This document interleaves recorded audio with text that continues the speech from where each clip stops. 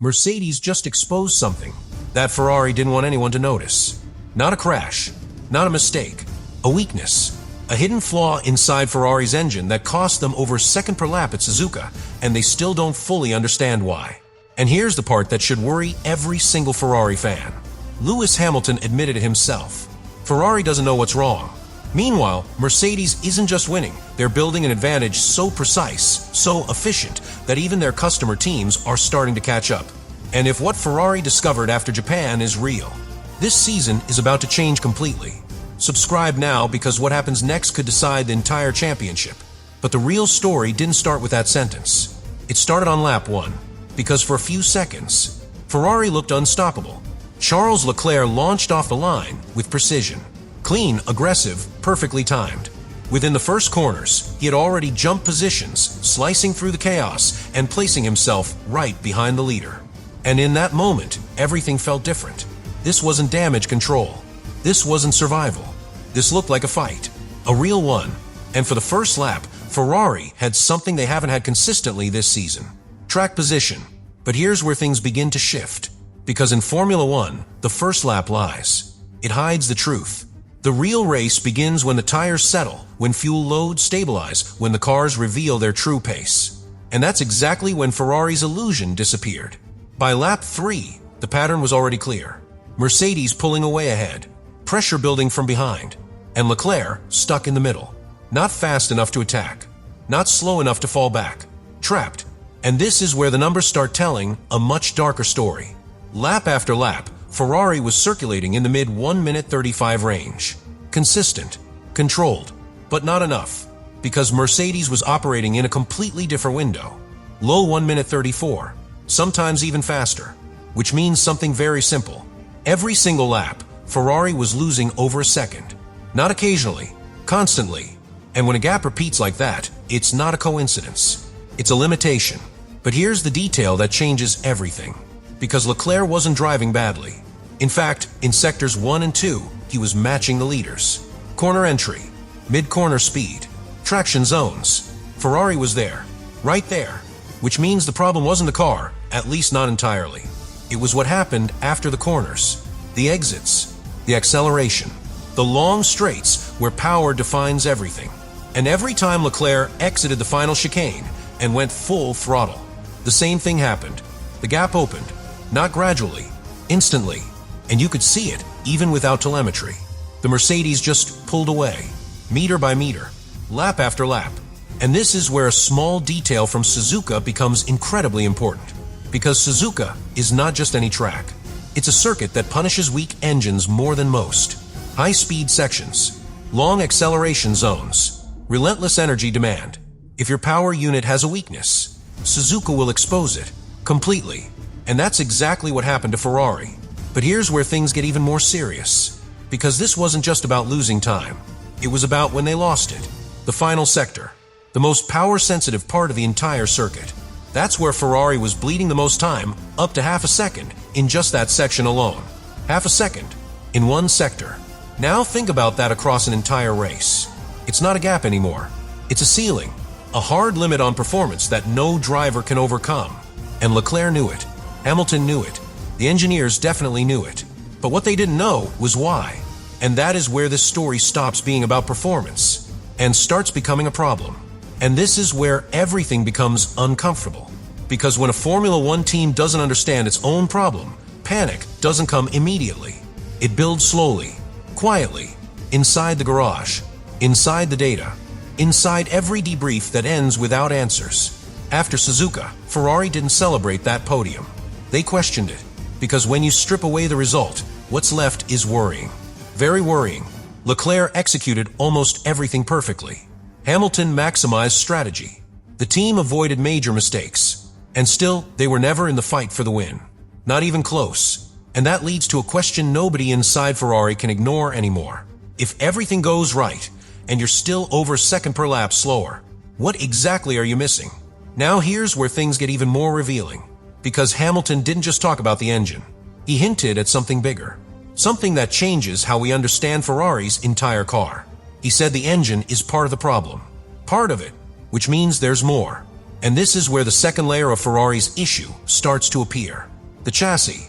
Up until Suzuka, there was a belief inside the paddock. Ferrari had the better chassis. Mercedes had the better engine. A simple trade-off.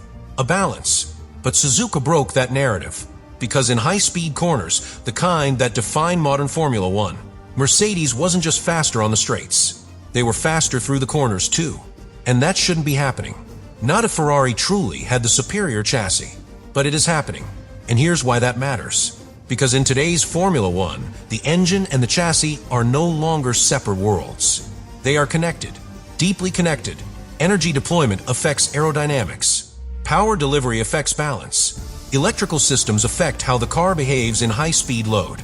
So when Ferrari struggles with energy deployment, it doesn't just hurt them on the straight. It compromises the entire car.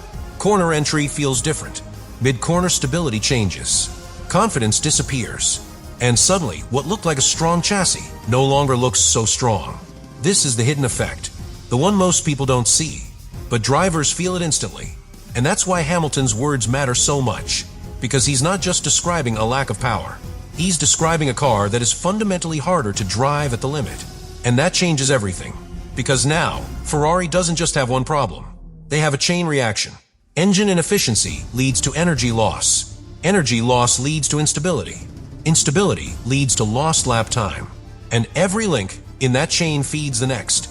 Now here's where the situation becomes even more dangerous. Because while Ferrari is trying to understand the problem, Mercedes is already optimizing theirs. They're not searching, they're refining. And that's a completely different phase of development. One team is asking questions. The other already has answers. And in Formula One, that gap grows faster than lap time. But wait, because there's another layer to this. One that could turn this from a performance issue into a championship-defining moment. Because Ferrari is not just fighting Mercedes. They're fighting time. 5 weeks. That's all they have before the next race. 5 weeks to analyze data. 5 weeks to find the root cause. 5 weeks to create a solution. And in Formula One terms, that's nothing. Especially when the problem isn't clear. Because you can't fix what you can't define. And right now, Ferrari is still searching for that definition. Still trying to understand what Mercedes already mastered.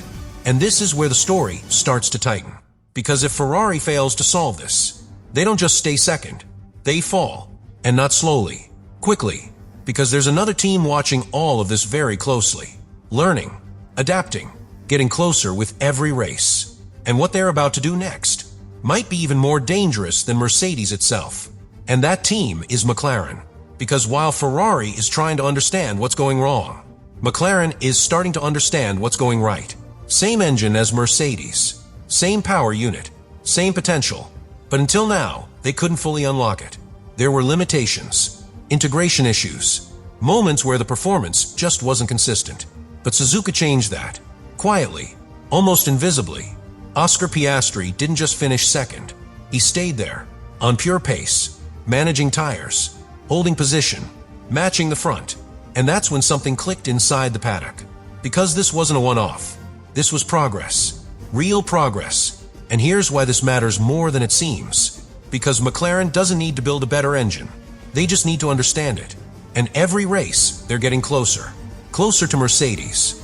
Closer to that perfect window of performance. Which means something very dangerous for Ferrari. The gap is not just in front of them anymore. It's behind them too. Now think about this. Ferrari builds everything themselves. Engine, philosophy, limitations. They carry the full weight of their concept. McLaren doesn't. They inherit the strongest part of the grid. And they refine everything around it. Which is faster. Which is more efficient. Which is exactly what they're starting to do. And this is where Hamilton's warning becomes critical. Because he didn't say McLaren might catch Ferrari. He said they will, if this continues. Not a possibility. A trajectory. And trajectories in Formula One are everything. Because once a team enters that upward curve, it's very hard to stop them. Now here's the part most people are underestimating. Because Ferrari is looking forward, trying to close the gap to Mercedes.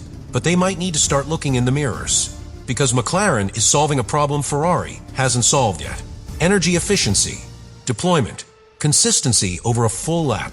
And once those pieces click completely, they won't just match Ferrari. They'll pass them. And when that happens, Ferrari drops from second to third, but doesn't stop there. Because if you go one layer deeper, this is not just about positions. This is about control. Mercedes is not just leading the championship.